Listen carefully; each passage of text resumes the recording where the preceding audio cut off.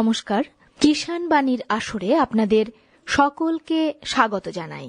এই অনুষ্ঠানটি আপনারা শুনছেন ভারত সরকারের কৃষি ও কিষাণ কল্যাণ মন্ত্রকের সহায়তায়।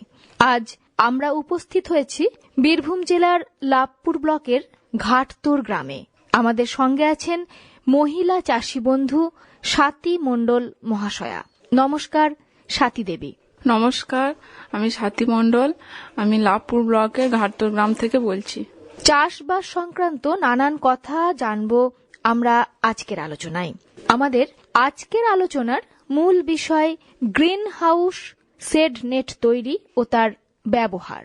কতদিন ধরে আপনি এই কৃষিকাজের সাথে প্রত্যক্ষভাবে যুক্ত আছেন? আমি প্রায় 10 বছর ধরে এই কৃষিকাজের সঙ্গে যুক্ত আছি। সেখানে আমি চাষবাস করে থাকি। কি কি চাষবাসের অভিজ্ঞতা আছে আপনার? আমার সবজি চাষ, ফুল চাষ বা ফল চাষ, শাক চাষ এসব চাষ করে থাকি আমি বাগানে। বর্তমানে আমরা দেখতে পাচ্ছি কৃষিতে নানান প্রযুক্তির ব্যবহার আজ চলে এসেছে।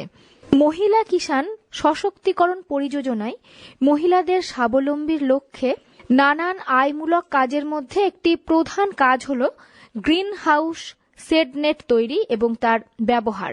এর মাধ্যমে আমরা সুস্থ সবল চারা তৈরি করে থাকি। আপনি কিভাবে এই গ্রিন হাউস শেড নেট তৈরি এর ব্যবহার সম্পর্কে জানতে পারলেন? লোক কল্যাণ পরিষদের মাধ্যমে একটা ট্রেনিং হয়েছিল। সেই ট্রেনিং এর মাধ্যমে এই শেড নেট বা গ্রিন হাউস সম্পর্কে জানতে পেরেছি। এটা হলো যে NRLM প্রকল্পের একটি প্রকল্প হচ্ছে গ্রিন হাউস। তো আপনারা ট্রেনিং থেকে এর ব্যবহার সম্পর্কে জানতে পারলেন, হাতে কলমে শিখলেন কিভাবে?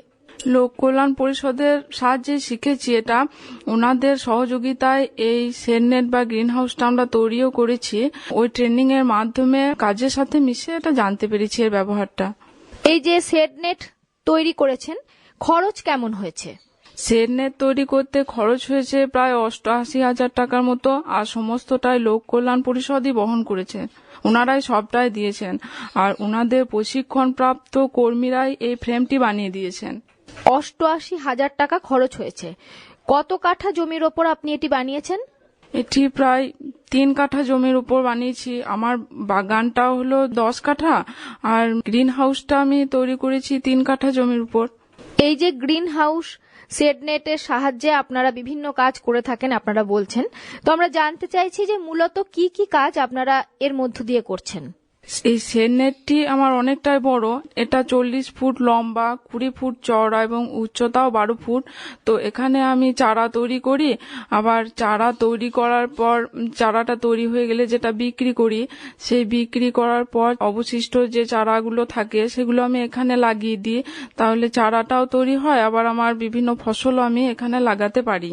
এখানে পদ্ধতি মেনে ট্রের উপর চারা তৈরি করা হয়, কিন্তু এখন সে ট্রেটা আমরা তৈরি করতে পারিনি, তাই মাটির উপরে আমরা চারাটা তৈরি করি। পরবর্তীকালে ট্রের ব্যবস্থা হলে লোক কল্যাণের সহযোগিতায় আমরা ট্রে পাবার কথা শুনেছি বা ট্রে পাবো জেনেছি। ট্রে পেলে আমরা ট্রের উপরে সেই বীজগুলো তৈরি করতে পারবো। এই যে চারা তৈরি করছেন, বীজ কোথায় থেকে পাচ্ছেন? আমরা বীজগুলো লোক কল্যাণের কাছ থেকেই সংগ্রহ করে থাকি। তাহলে আপনাদের মূল উদ্দেশ্য হলো সুস্থ সবল রোগ প্রতিরোধে সক্ষম চারা তৈরি। এবছর কি কি চারা তৈরি করেছিলেন? এবছর আমরা শীতকালীন সবজি চারাগুলো আমরা অনেক আগেই তৈরি করেছি। এখানে গ্রিন হাউসে আনসিজন চারা তৈরি হয়, সিজনে তো হয়ই, তাছাড়াও যেগুলো মানে ঋতুভিত্তিক ছাড়াও হয়তো গ্রীষ্মকালে আমরা শীতকালীন সবজির বীজটা তৈরি করতে পারলাম, এবার সেই বীজ থেকে চারাটাও তৈরি করতে পারলাম। এবার এখানে শীতকালীন চারা আমরা অনেক আগেই তৈরি করেছি, যেমন টমেটো, বেগুন, শাক বিভিন্ন রকমের, তারপর ধনেপাতা, লঙ্কা, এগুলো আমরা এখানে চারা তৈরি করেছি। এই যে আপনারা চারা তৈরি করেছেন এবং বিক্রি করেছেন, জানতে চাইছি চারা তৈরি করতে এবছর খরচ কেমন হয়েছে আর লাভের অঙ্কই বা কেমন দাঁড়িয়েছে এখনো পর্যন্ত? এবছর আমরা যে সমস্ত চারা তৈরি করেছি, অনেকগুলো সবজি চারাই তৈরি করেছি, তো তাতে খরচ হয়েছে 3,000 টাকার মতো, আর বিক্রি করে যা লাভ পেয়েছি তাতে মোট লাভ 10,000 টাকা। অর্থাৎ 3,000 টাকার চারা আপনারা তৈরি করেছেন এবং বিক্রি করেছেন 10,000 টাকা মতন। হ্যাঁ, তাহলে মোটামুটি ভাবে আমরা ধরতেই পারি যে আপনার 3 কাঠা জমির ওপরে আপনি 7,000 টাকা মতন এ যাবৎ লাভ করেছেন। হ্যাঁ, প্রায় ওই রকম 7,000 টাকায় লাভ করেছি। তাছাড়াও আমার যেগুলো বাড়তি বীজ ছিল সেগুলো আমি বাড়িতে ব্যবহার করতে পেরেছি, আমার দলের মহিলারাও সেগুলো নিয়ে গিয়ে লাগাতে পেরেছেন। আপনারা কতজন মহিলা এই কাজের সাথে যুক্ত আছেন? আমরা 10 জন মহিলা এই কাজের সাথে যুক্ত আছি। বর্তমানে আপনাদের এই গ্রিন হাউস শেড নেটের মধ্যে কি কি ফসল রয়েছে? এখানে আমাদের শীতকালীন ফসলই আছে, যেমন ব্রোকলি আছে, রেড ক্যাবেজ আছে, বেগুন আছে, লঙ্কা, টমেটো, ধনেপাতা, বিভিন্ন ধরনের শাক যেমন পিরিং শাক, পালং শাক, মেথি শাক, এগুলো সবই। তাছাড়াও গ্রীষ্মকালীন সবজি কিছু কিছু আছে, যেমন করলা আছে, ঢেঁড়স আছে, ঝিঙে আছে, এগুলো চাষ করা আছে। আপনারা কি এই গ্রিন হাউস শেড নেটের মধ্যে শুধুই চারা তৈরি করেন নাকি ফসলও ফলান? হ্যাঁ, আমরা চারা তো তৈরি করি, অবশিষ্ট চারাগুলো যেগুলো বাজারজাত করি, তারপর যেগুলো বাড়তি থাকে সেগুলো আমরা বাড়ির প্রয়োজনে ব্যবহারের জন্য আমরা এখানে ফসলও লাগাতে পারি। কথাতেই আছে প্রথমে বীজ শোধন, তারপর বীজ বপন। আপনি কি বীজ শোধন করেন? হ্যাঁ, বীজ শোধন অবশ্যই করি। আমি বীজ শোধন পুরোটাই জৈব পদ্ধতিতেই করি। ট্রাইকোডার্মা ভিরিডি দিয়ে বীজটা প্রথমে শোধন করে নিই, তারপর সেই বীজটা আমি ব্যবহার করি। চাষবাস যখন করছেন সার তো নিশ্চয়ই ব্যবহার করেন, তো কি রকম সার আপনি ব্যবহার করেন? আমি চাষবাসে সম্পূর্ণটাই জৈব সারের উপরেই নির্ভর করি। আমার এখানে 12টা ভার্মি কম্পোস্ট পিট আছে, আমি সেখান থেকে ভার্মি কম্পোস্ট সার নিয়ে চারাগুলোতে বা ফসলের গাছগুলোতে আমি এই সারই ব্যবহার করি। অর্থাৎ কেঁচো সার আপনি নিজেই তৈরি করেন। কিভাবে তৈরি করেন এই সার? এগুলো আমি তৈরি করি আমার বাড়িতে যে গোবর বা পচা জিনিসগুলো আছে, সবজির খোসা, এগুলো দিয়ে আমি চৌবাচ্চার মধ্যে দিই। সেখানে কেঁচো আছে, সেই কেঁচোগুলো এই সার যারা খাবার হিসাবে গ্রহণ করে তারপর সার উৎপন্ন করে, সেই সারটাই আমি ব্যবহার করি। এই যে 12টা চৌবাচ্চা আছে বললেন, তো এত পরিমাণ সার সব তো নিশ্চয়ই আপনার লাগে না। আপনি কি বাজারজাত করেন বা বিক্রি করেন বাড়ি থেকেই এই সার? এই সার আমার অনেকটাই, যেহেতু আমার 12টা পিট আছে, অনেকটাই ব্যবহার মিটে যায়, তারপর আমি অনেকটাই বাড়তি সার বিক্রি করতে পারি। আপনারা এই যে গ্রিন হাউস শেড নেটের মধ্যে চাষ করছেন, রোগ পোকার আক্রমণ কেমন দেখছেন? এই গ্রিন হাউসের মধ্যে চাষ করলে রোগ পোকার আক্রমণটা প্রায় নেই বললেই চলে, খুবই কম। কারণ এটা চারদিক তো নেটের মধ্যে থাকে সবজিগুলো, রোগ পোকার আক্রমণটাও কম হয়, আবার অধিক রোদও পায় না, এতে তাপ নিয়ন্ত্রণও ভালো হয়। তাই জন্য রোগ পোকার আক্রমণটা একটু কমই বটে। রোগ পোকার আক্রমণ কম হয়, কিন্তু কখনো কখনো যদি রোগ পোকার আক্রমণ দেখা দেয় তখন কিভাবে সেটা নিয়ন্ত্রণ করেন? আমরা এখানে জৈব পদ্ধতিতে চাষ করি, আবার কীটনাশক ও জৈব কীটনাশকই ব্যবহার করি। আমরা নিমাস্ত্র তৈরি করি বাড়িতে, 10 লিটার জলে প্রায় 5 কেজি মতো নিম পাতা থেতো করে দিয়ে সেটা ফুটিয়ে একটা রাত রেখে তারপর দিন ছেঁকে নিয়ে সেই নিম পাতা সেই দ্রবণটা সকাল 9টার মধ্যে আমরা সেই যেগুলো পোকা আক্রমণ করেছে যে গাছগুলো, সেইগুলোতে আমরা ব্যবহার করি, স্প্রে করে দিই। একটু রোদ হলে তখন আর দিই না, কারণ রোদে এটা কাজটা ততটা ভালো হয় না। এটা সকালের দিকে স্প্রে করলেই ভালো ফল পাওয়া যায় নিমাস্ত্রটা। এই যে দেখছেন যে আবহাওয়ার খামখেয়ালি লেগেই আছে, কখনো প্রখর রোদ তো কখনো দেখা যাচ্ছে যে রোদই উঠছে না। আপনারা যে চারা তৈরি করছেন, এখনো পর্যন্ত এরকম কি হয়েছে যে চারা তৈরি করে আপনারা ক্ষতির সম্মুখীন হয়েছেন, চারা মারা গেছে বা বাজারজাত করতে পারেননি, এরকম কখনো হয়েছে? না, এরকমটা হয় না বললেই চলে। কারণ আমরা এই গ্রিন হাউসের মাধ্যমে যেহেতু আমাদের এটা তাপ নিয়ন্ত্রণে থাকে আর সেচের ব্যবস্থা আমরা নিজেরাই করতে পারি, সেহেতু আমাদের ততটা ক্ষতি কখনোই হয়নি। হয়তো অল্প ক্ষতি হলেও আমরা ফসলটা বা চারাটা তৈরি করতে পেরেছি এবং বাজারজাতও করতে পেরেছি। কথায় কথায় উঠে এলো যে সেচের ব্যবস্থা নিজেরাই করে থাকেন। 3 কাঠা জমির ওপরে আপনি এই শেড নেট তৈরি করেছেন, প্রচুর পরিমাণে সেখানে চারাও তৈরি করছেন, জলেরও ভালোই দরকার আছে। সেচের ব্যবস্থা আপনি কি করেছেন আপনার এই জমিতে? আমরা আগে এখানে পুকুরের পাম্প চালিয়ে তারপর সেচ দিতাম, কিন্তু এখন যেহেতু জল সবসময় থাকে না পুকুরে, তাই আমরা এখানে বিন্দু সেচের মাধ্যমেও সেচ দিই, আবার স্প্রিংলারের মাধ্যমেও সেচের ব্যবস্থা করি। স্প্রিংলার সেচের মাধ্যমে বিন্দু সেচটা হলো গ্রিন হাউসের মধ্যে একটা মাচার উপর একটা 200 লিটার ড্রাম রেখে সেখান থেকে প্রত্যেকটা গাছের গোড়ায় পাইপ লাইন করে, সেই পাইপের মধ্যে প্রত্যেকটা গাছের গোড়ায় একটা করে ছিদ্র থাকে, যখন ড্রাম দিয়ে আমরা জলটা দিই গাছে গাছে, তখন এই গাছের গোড়ায় এক ফোঁটা করে এই জলটা পড়ে। তার ফলে গাছের প্রয়োজনীয় জলটুকু গাছ পেয়ে যায়, আবার জলের অপচয়টাও কম হয়। যখন দেখি যে বাগানে একটু বেশি জলের প্রয়োজন, তখন আমরা এই স্প্রিংলার সেচটা ব্যবহার করি। তার ফলে কি, স্প্রিংলার সেচটা আমাদের ওখানে লাগানোই আছে, এবার পাম্প চালিয়ে দিয়ে ওটা প্রায় 20 ফুট পর্যন্ত সেচ দিতে পারি। স্প্রিং এর মাধ্যমে জলটা ছিটিয়ে গিয়ে প্রত্যেকটা গাছের উপর পড়ে, ফলে আমরা এটা সেচ করতে পারি। এই যে খুব সুন্দর একটি আধুনিক সেচ ব্যবস্থার কথা আপনি বললেন, নতুন ধরনের সেচের এই যে ব্যবস্থা, বিন্দু সেচ, স্প্রিংকলার পদ্ধতি শিখলেন কিভাবে?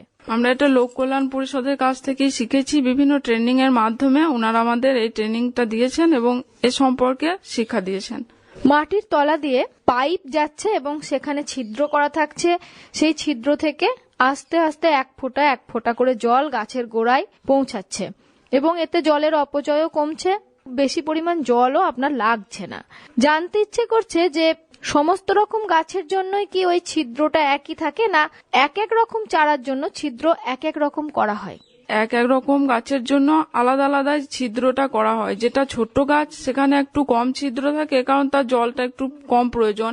আর যেখানে একটু বড় গাছ সেখানে ছিদ্রটা একটু বড় থাকে, জলটা একটু বেশি প্রয়োজন বলে। এভাবে জলের সমস্যাটা আমরা মেটাতে পারি। আপনি নিজে হাতেই করেছেন, তাই জানতে চাইছি মোটামুটি ভাবে 1 কাঠা জমি আমি যদি ধরি, তাহলে কতটা পরিমাণ জল আপনি এই বিন্দু সেচে দেবেন এবং কতটা সময়ে সেটা আস্তে আস্তে গাছের গোড়ায় পৌঁছাবে? আমি 3 লিটার জল প্রায় সারাদিনে এক ফোঁটা করে এখানে শেষ হবে। আগে আপনি বলছেন যে পুকুর থেকে পাম্পের সাহায্যে জল তুলে আপনি চাষবাস করতেন, এখন এই পদ্ধতিতে করছেন। এই দুয়ের যদি আমি তুলনা করি, তাহলে কি দেখছেন? জলের সাশ্রয় কি বেশ ভালো পরিমাণে আপনি করতে পারছেন, নাকি মোটামুটি ভাবে চলে যাচ্ছে? কি মনে হচ্ছে আপনার? জলের পরিমাণ তো অনেকটাই সাশ্রয় হচ্ছে, কারণ পুকুরেও সব সময় জল থাকে না, পুকুরের জলটাও বেশি অপচয় হয় না। এখানে আমার যতটুকু জলের প্রয়োজন গাছে আমি ততটুকুই জল দিতে পারছি। আর বাড়তি জল অনেক সময় অতটা তো লাগে না, মেশিনের সাহায্যে দিলে সেটা বয়ে চলে যায় চারিদিকে, অপচয়টা বেশি হয়। এখানে অপচয়টা খুবই কম হয়, প্রয়োজনীয় জলটুকুই আমি আমার গাছে ব্যবহার করতে পারি। বর্তমানে এই শীতকালীন ফসল হিসেবে আপনার সেট নেটের ভিতর কি কি সবজি রয়েছে? এখানে ব্রোকলি আছে, রেড ক্যাবেজ আছে, বিভিন্ন ধরনের শাক আছে, ফুল আছে, যেমন গাঁদা ফুল আছে, পালং শাক আছে, পিরিং শাক, মেথি শাক, পনকা শাক, বিভিন্ন ধরনের শাক, শিম আছে, লাউ আছে, বিভিন্ন ধরনের সবজি, বেগুন, টমেটো, লঙ্কা। আপনার কথা থেকেই আমরা জানতে পেরেছি যে সমস্ত চারা বাজারজাত হয় সেগুলো তো আপনারা লাভের মুখ দেখেনি, এছাড়াও যেগুলো রয়ে যায়, বাজারজাত করা যায় না, সেগুলোকে আপনারা ওই গ্রিন হাউসের ভিতরেই চাষ করছেন এবং ফসল ফলাচ্ছেন। দলের বিভিন্ন সদস্যদের চাহিদা মেটানোর পরও অধিক ফসল আপনারা কি স্থানীয় স্কুলে, যেখানে মিড ডে মিল চলছে, সেখানে বিক্রি করছেন বা বাজারজাত করছেন কি? আমাদের প্রয়োজন মিটিয়ে তো অবশ্যই বাজারজাত করি, আমরা বাইরে বিক্রি করতে যাই না।